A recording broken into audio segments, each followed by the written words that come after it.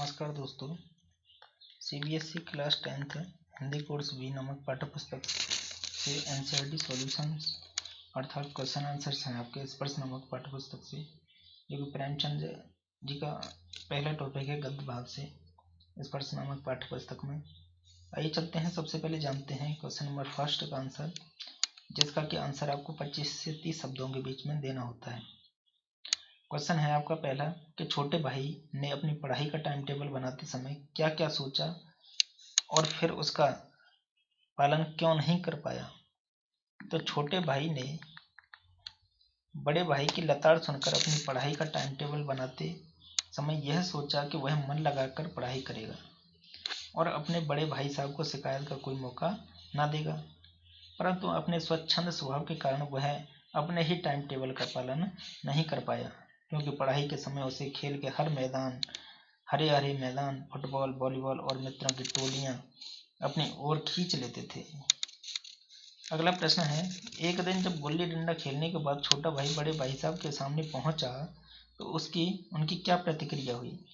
तो एक दिन गुल्ली डंडा खेलने के बाद छोटे भाई का सामना बड़े भाई से हो जाता है और उसे देखते ही बड़े भाई साहब उसे पहले डांटने फटकारने के बाद समझाते हैं कि एक बार कक्षा में अव्वल आने पर अर्थात श्रेष्ठ आने पर आने का अर्थ यह नहीं कि वह अपने पर घमंड करने लगे, क्योंकि घमंड तो रावण जैसे शक्तिशाली को भी ले डूबा। इसलिए इसी तरह समय बर्बाद करना है तो उसे घर चले जाना चाहिए। उसे पिता की मेहनत की कमाई को यूं खेल कूद में बर्बाद करना शोभा नहीं देता।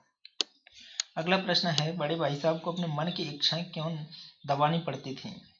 आंसर है कि बड़े भाई होने के नाते वे अपने छोटे भाई के सामने एक आदर्श प्रस्तुत करना चाहते थे। उन्हें अपने नैतिक कर्तव्य का ज्ञान था।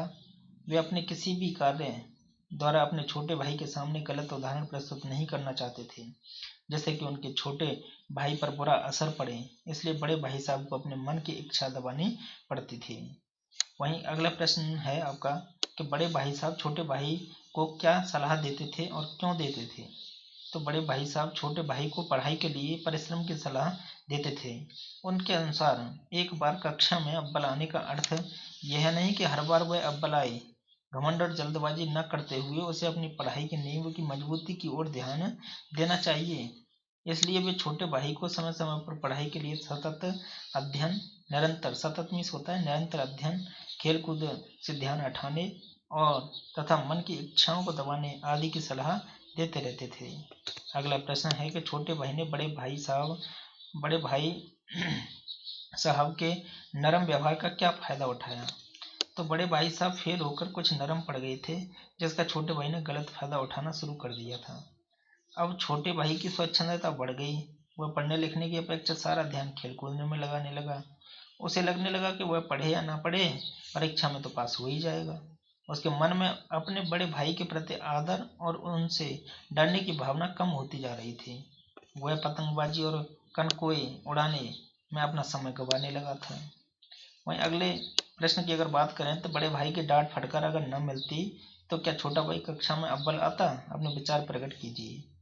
मेरे अनुसार बड़े भाई की डांट फटकार का ही अप्रत्यक्ष परिणाम था कि छोटा भाई कक्षा में अव्वल आया। छोटे भाई को वैसे भी पढ़ने लिखने की अपेक्षा खेलने कूदने में ज़्यादा ही पसंद था। तो ये तो बड़े भाई के उस पर अंकुश रखने के कारण वह घंटा 2 घंटा पढ़ाई कर लेता था, जिसके कारण वह परीक्षा में अव्वल आ जाता था। यदि बड़ा भाई उसे स्वच्छंद छोड़ देता तो बिगड़ भी सकता था। इसलिए मेरे विचार में बड़े भाई की डांट फटकार आवश्यक थी। अगला प्रश्न है कि इस पाठ में लेखक ने समुचित शिक्षा के किन तौर तरीकों पर व्यंग किया है। क्या आप अपने विचार सहमत हैं। तो मैं बड़े भाई साहब पाठ के अंतर्गत लेखक द्वारा शिक्षा पर किए गए व्यंग से पूरी तरह सहमत हूँ, क्योंकि इस प्रकार की शिक्षा प्रणाली में बच्चों की मौलिकता नष्ट हो जाती है, उनका स्वाभाविक विकास नहीं हो पाता। पाठ में कहा गया है कि शिक्षा के बारे में क्या कि शिक्षा प्रणाली में बच्चों की व्यवहारिक शिक्षा को पूरी तरह नजरअंदाज किया जाता है। बच्चों के ज्ञान कौशल को बढ़ाने की बजाय रट्टू तोता बनाने पर जोर दिया जाता है। ये सर्वथा अनुचित है। परीक्षा प्रणाली में आंकड़ों को महत्व दिया जाता है। बच्चों के सर्वांगीण विकास की ओर शिक्षा प्रणाली में कोई ध्यान नहीं दिया जाता है। नेक्स्ट क्वेश्चन है 8वां कि बड़े भाई साहब के अनुसार जीवन की समझ कैसे आती है। बड़े भाई के अनुसार जीवन की समझ ज्ञान के साथ अनुभव और व्यवहारिकता से आती है। पुस्तकीय ज्ञान को अनुभव में उतारने पर ही हम सही जीवन जी सकते हैं। हमारे बड़े बुजुर्गों ने भले कोई किताबी ज्ञान प्राप्त नहीं किया था, परंतु अपने अनुभव और व्यवहार के द्वारा उन्होंने अपने जीवन की हर परीक्षा को सफलतापूर्वक पार किया। अतः पुस्तकीय ज्ञान और अनुभव के तालमेल द्वारा ही जीवन की समझ आती है। नेक्स्ट है क्वेश्चन नंबर 9 है आपका कि छोटे भाई के मन में बड़े भाई साहब के प्रति श्रद्धा क्यों उत्पन्न हुई। बहुत महत्वपूर्ण क्वेश्चन है और परीक्षा में देखने को मिलता है कि पहले तो छोटा भाई अपने बड़े भाई को केवल उपदेश मानता था और उनसे दूर भागता था। संयोग से वार्षिक परीक्षा में लगातार 2 वर्ष तक बड़े भाई के फेल होने पर छोटा भाई घमंडी हो गया था और बड़े भाई के नरम स्वभाव का अनुचित लाभ उठाने लगा। एक दिन बड़े भाई ने उसे कनकोई लूटने के लिए भागने पर डांटते हुए अनेक उदाहरणों से समझाया। तो छोटे भाई के मन में बड़े भाई साहब के लिए श्रद्धा उत्पन्न हुई। जब उसे पता चला कि उसके बड़े भाई साहब उसे सही राह या रास्ता दिखाने के लिए अपनी कितनी ही इच्छाओं का दमन करते थे, उसके पास हो जाने से उन्हें कोई ईर्ष्या नहीं होती थी और वे केवल अपने बड़े भाई होने का कर्तव्य निभा रहे थे। इसके बाद उसने बड़े भाई की बातें मानने का निश्चय कर लिया था। नेक्स्ट क्वेश्चन है 10वां, बड़े भाई की स्वभावगत विशेषताएं क्या हैं बताइए। तो बड़े भाई की स्वभावगत विशेषताएं निम्नलिखित हैं कि बड़े भाई साहब परिश्रमी विद्यार्थी थे। एक ही कक्षा में 3 बार फेल हो जाने के बाद भी पढ़ाई से उन्होंने अपना नाता नहीं तोड़ा। वे गंभीर तथा संयमी किस्म का व्यक्तित्व रखते थे, अर्थात हर समय अपने छोटे भाई के सामने आदर्श उदाहरण प्रस्तुत करने के लिए खेल कूद से दूर और अध्ययनशील बने रहते थे। बड़े भाई साहब कुशल वक्ता थे। वे छोटे भाई को अनेक उदाहरणों द्वारा जीवन जीने की समझ दिया करते थे। बड़ों के लिए उनके मन में बड़ा सम्मान था।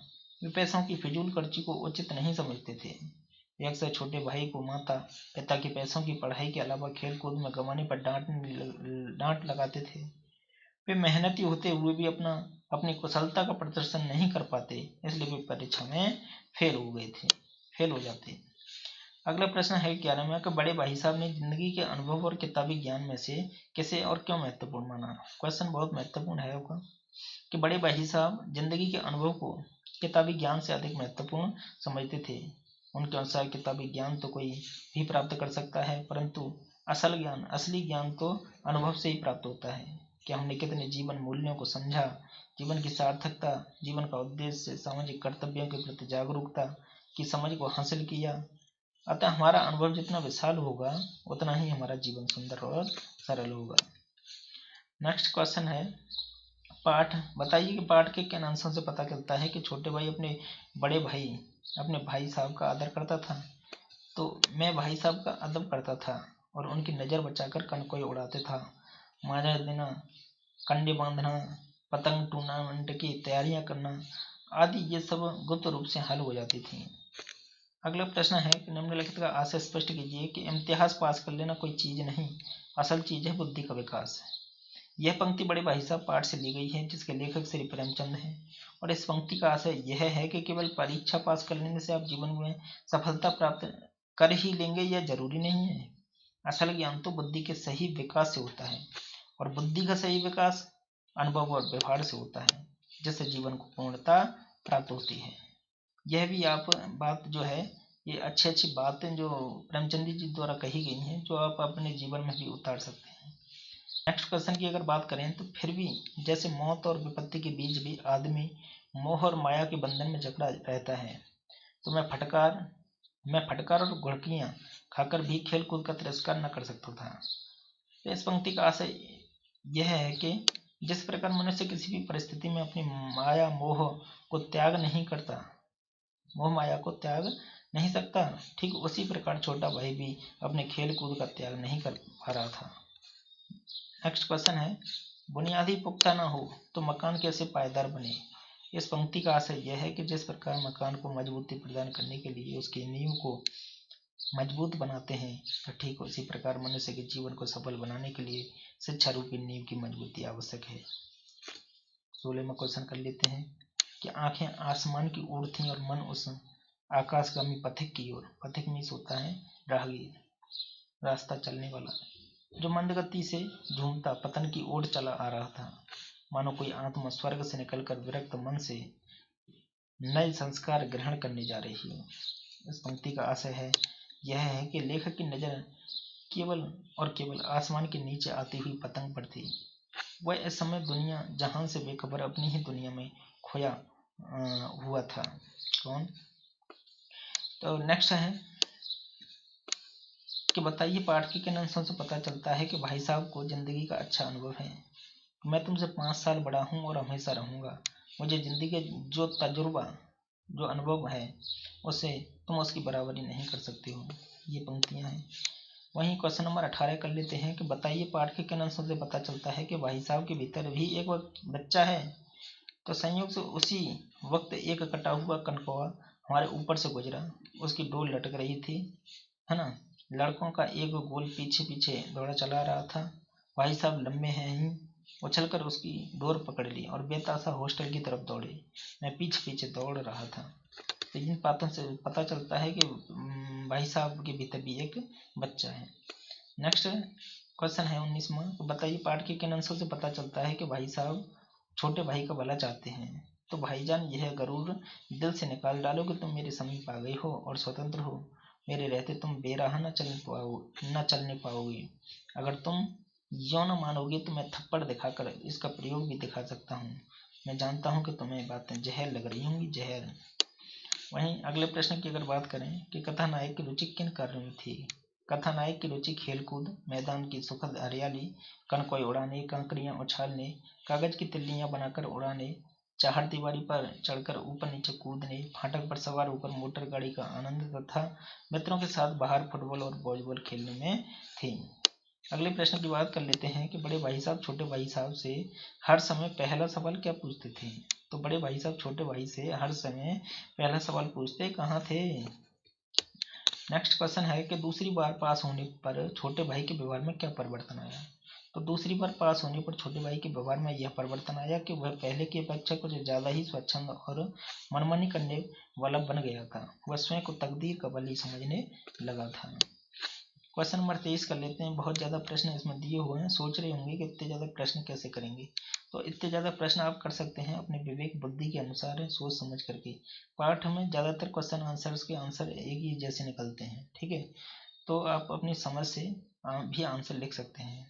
तो अगला प्रश्न है कि बड़े भाई साहब छोटे भाई से उम्र में कितने बड़े थे और वे कौन सी कक्षा में पढ़ते थे। तो बड़े भाई साहब छोटे भाई से 5 साल बड़े थे और वे छोटे भाई से 4 दर्जे मतलब 4 क्लास आगे अर्थात 9वीं कक्षा में पढ़ते थे और छोटा भाई जो था वह 5वीं कक्षा में पढ़ता था। नेक्स्ट क्वेश्चन है बड़े भाई साहब दिमाग को आराम देने के लिए क्या करते थे। बड़े भाई साहब दिमाग को आराम देने के लिए कभी कॉपी पर तो कभी किताब के हाशियों पर चिड़िया, कुत्तों, बिल्लियों के चित्र बनाते। कभी कभी भी एक शब्द और वाक्य को अनेक बार लिख डालते। कभी एक शेर शायरी की बार बार सुंदर अक्षरों में नकल करते। कभी ऐसी शब्द रचना करते जो निरर्थक होती अर्थात बेकार की होती। कभी किसी आदमी का चेहरा बनाते थे।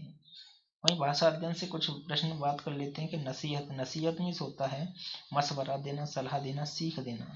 वहीं रोष में सोचा है गुस्सा, क्रोध और क्षोभ। ये क्या है, पर्यायवाची शब्द हैं, यानी कि क्या है, एक जैसे शब्द या कह सकते हैं सिनोनिम्स, है ना, इंग्लिश में जिन्हें बोलते हैं। वहीं आज़ादी का मतलब होता है स्वाधीनता, स्वतंत्रता, मुक्ति। वहीं राजा का मतलब होता है महीप, भूपति और नृप। इस प्रकार के क्वेश्चन आपको एग्जाम में देखने को मिलते हैं। पूछ लिया जाता है कि ताज्जुब शब्द का जो पर्यायवाची शब्द है वह कौन सा है। इसमें से 4 ऑप्शन दे देगा, एक गलत दे देगा, वहीं पर 3 सही दे देगा। जैसे आश्चर्य, अचंबा और अचरज, एक लिख दिया मुक्ति। तो आपको आंसर बताना है कि ताज्जुब में कौन सा गलत है। तो क्या हो जाएगा, मुक्ति आपका गलत हो जाएगा, है ना।